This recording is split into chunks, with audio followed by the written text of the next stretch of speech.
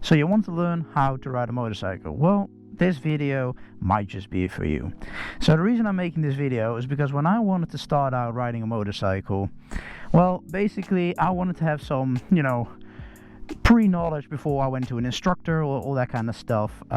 So I searched up YouTube videos like the one you're probably watching today.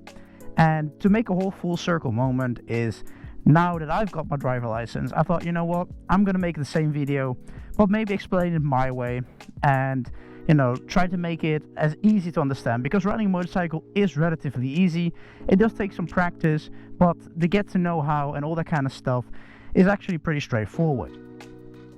So to get started, the motorcycle can actually be, divided into 4 sides. But to first start off, we're going to divide it in 2 sides. So if you go straight through the middle, you're going to have a right side and a left side on the motorcycle. So the right side is actually, based on braking. And the left side is based on the control or the clutch. That's going to be responsible for moving the bike forward. So when we divide up the right side of the bike, we're going to have 2 spots, which is going to be the front brake, which is on the front side of the bike, and we're going to have the rear brake, which is this little piece of equipment, which you're going to be controlling with your right foot. Then we have on the left side, we're going to have the clutch. On the left side of the motorcycle, you're going to be controlling with your left foot, is going to be the gear shifter. This is going to make us switch gears when we're riding a motorcycle. But when we're starting out, this is not going to be your first thing you're going to be immediately worrying about, because we're going to try to keep it in the first gear when you're starting out on a motorcycle. So now that we're sitting on a motorcycle, there's a bunch of stuff going on, but you don't have to worry about any of these buttons right now. Right, we're just going to turn the ignition key on, which will, whatever bike you're riding will have its own little screen or its own little thing. You don't have to worry too much about it. But what's most important about right now is, how do you start the bike? Well, starting the bike is usually always a red type of button. If not, it's usually the button before, because it turns on the power. So for me, it's this red button right over here.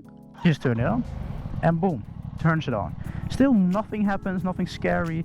I mean, you'll probably hear the motorcycle and it might scare you a little bit, but nothing will happen. And there's one more important thing.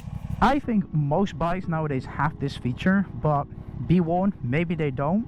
But basically right now, my kickstand, which is supposed to hold up the bike when I'm not on it, is down.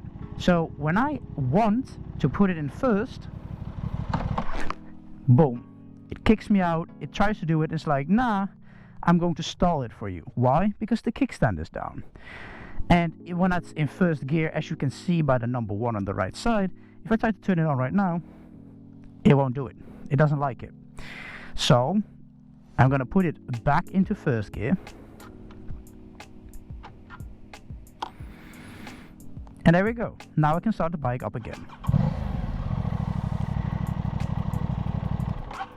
Now, to first start explaining what I just did with the clutch, the first gear, the second, the neutral, we have to explain what the clutch kind of does. So the clutch on every motorcycle, depending on if it's a low cc or a low powered bike, you might not have as much gears, but max powered bikes usually only have 6 gears, which I'll explain right now, which will be neutral from start, 1 to go down, and going upwards from that 2, 3, 4, 5, and 6. Now you're probably wondering, like, wait, I've driven a car before. That's crazy. How can there be neutral in the middle when you're gearing shift? Now you don't have to worry too much, because when you're shifting from up to 2, yes, it can happen you put it in neutral, but the neutral is actually probably the hardest one to find out of all. You'll probably see most bikers, making a video or in a video where they're struggling to find neutral. It's because it's a much more, softer tick, and it's sometimes harder to find. So you're probably not going to be worrying too much about finding neutral whilst you're riding. So now you're probably thinking, okay, I kind of get how the clutches work, but I don't know how to get started. Like, how does it feel? How do I get forward without, stalling? Because people, again, if you've driven a car before, you know that stalling could be a big thing. Well, it's the same thing with motorcycles, but you don't have to worry too much, because depending on what type of bike you are, it's actually relatively super easy to go at least practice it. If you have an A2 bike, for those people who have A2 license, it can be a little bit more difficult, and you will need to use the power. But I'm going to explain very quickly, because most bikes, once putting it in one, by holding the clutch and ticking it down once, you'll feel the bike, go into first gear. But all you really have to do right now is slowly let go of the clutch. I'm not even holding power right now. I'll hold the end of the bar, slowly holding the clutch, and you'll see that the bike starts to move. All right? I'm not doing anything. It's just moving, and there we go. I've not held power whatsoever, and I'm moving forward. So this is the thing with most powered bikes. You will never ever have to touch the power, unlike you have to do in a car, and it'll keep moving, and it'll do like a steady speed of 12 kilometers an hour, and I don't have to do anything. It's moving the bike forward. I don't have to do anything right now, and this is a very good way to get started on a motorcycle. You don't have to be that worried about stalling too much. And if you want to get slowed down, you pull in the clutch again, and it'll start lowering its speed, and then slow let it go again, and it'll go moving again, and putting it back in to the clutch, making it slow. And if you want to practice braking, you put your rear brake on, and you'll slowly stop, and there you go. You've only used your left arm and your right foot, and technically you only have to do that. So you're going to slowly let it go till it starts moving, and you can let it go. You can even pull in the brake a little bit depending on the bike. It will make it a little bit stuttery because the engine is trying to move the bike forward and you are trying to brake it. And slowly put in your rear brake, pull in the clutch, pull your rear brake in, and there we go. We can completely stop. Now you're probably wondering, well, why am I not using my front brakes? And the reasoning why is, well, it's a very powerful brake. Your rear brake is actually a very soft brake, and it's also important to, when you go into turns, you don't brake too much with your rear brake because you're going to slip one under you. But your front brake is your most powerful brake. And now again, most bikers will use their front brakes to brake.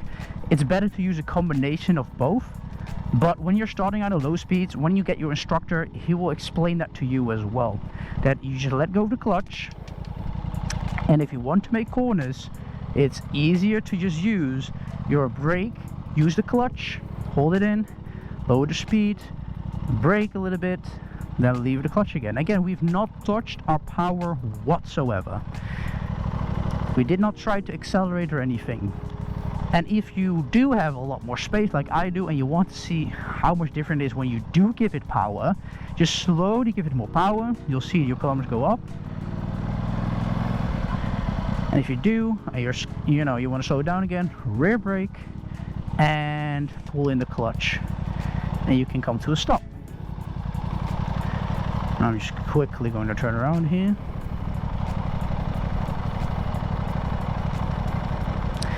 So how does the front brake work and how aggressive it is? Well, it depends of course how fast you quick kick, but let's say I pull in the clutch and I brake really hard. See, that's how hard it brakes, and you almost feel like you're going forward.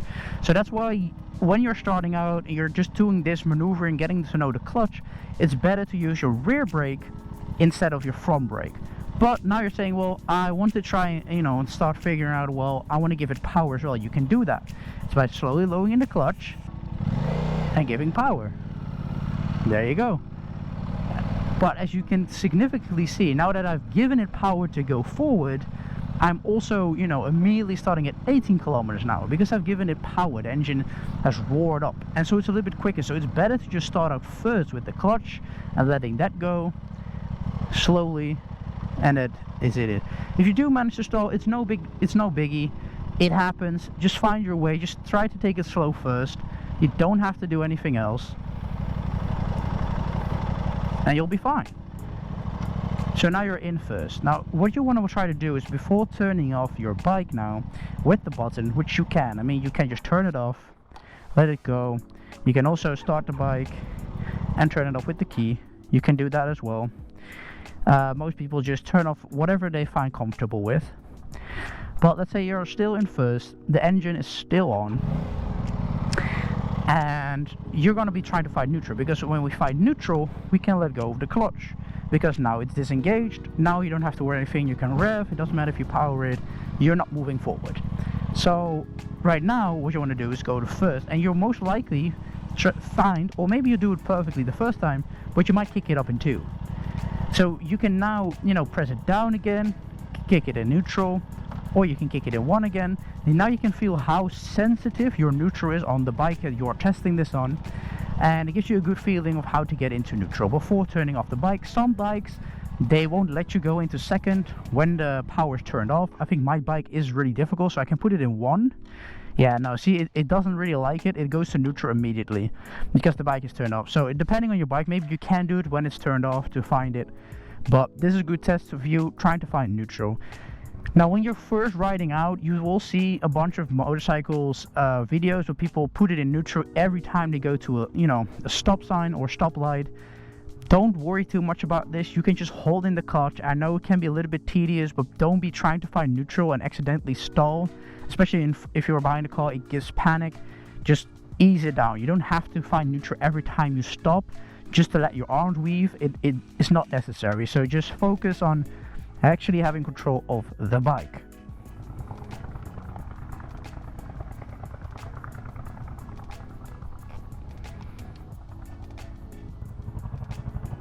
Is that goddamn helicopter mission going on right now? I'm really sure we're picking this up, right?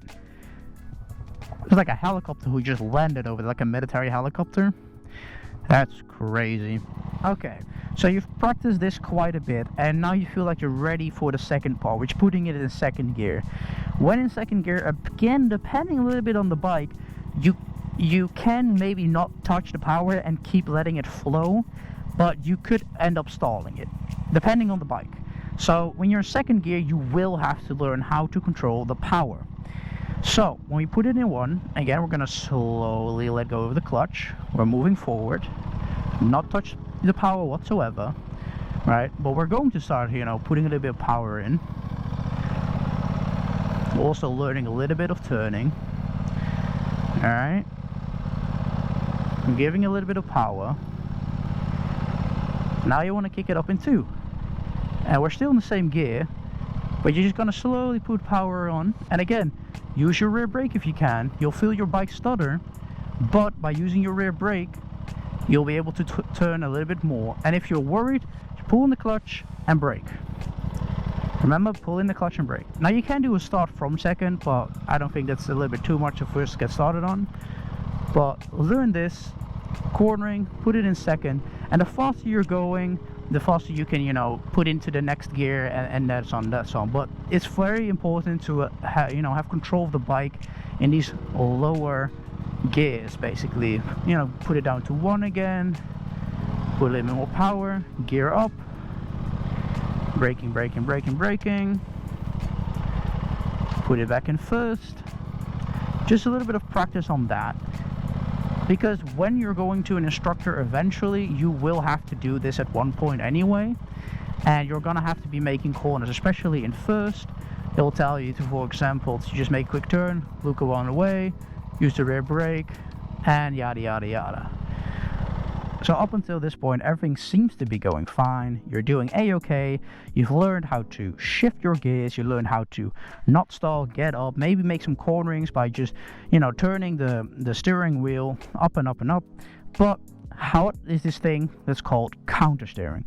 You've probably heard it a few times or seen it already, in other videos, or this is the first time you're hearing it. So what is counter steering? So this is something that, depending on what kind of instructor you have, they will teach you. Or they will not teach you, but basically the concept is that when you're at a higher speed, you don't yank the steering wheel anymore, because you're going fast enough to, basically, if you do, something bad would happen if you somehow manage to pull the strength. So what happens is, if I want to go to the right side, I want to canter my bike with the wheel to the left, and then when I go to the left side, I put it like this. But how does that work? Well, it's because you are pushing on this point. So in a way, already when I'm standing still, when I push it, I'm tilting the bike, which is basically what happens, which makes you go to the right, makes you go to the left. The conceptual, this confuses a lot of people, but in practice, most people do it automatically. So let me show you how this looks.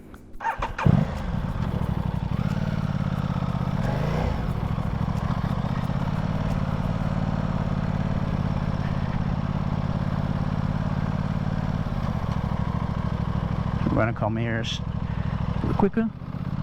So what does this mean? So when I pull it like this, I'm going to the right. When I push down here, I pull it to the left.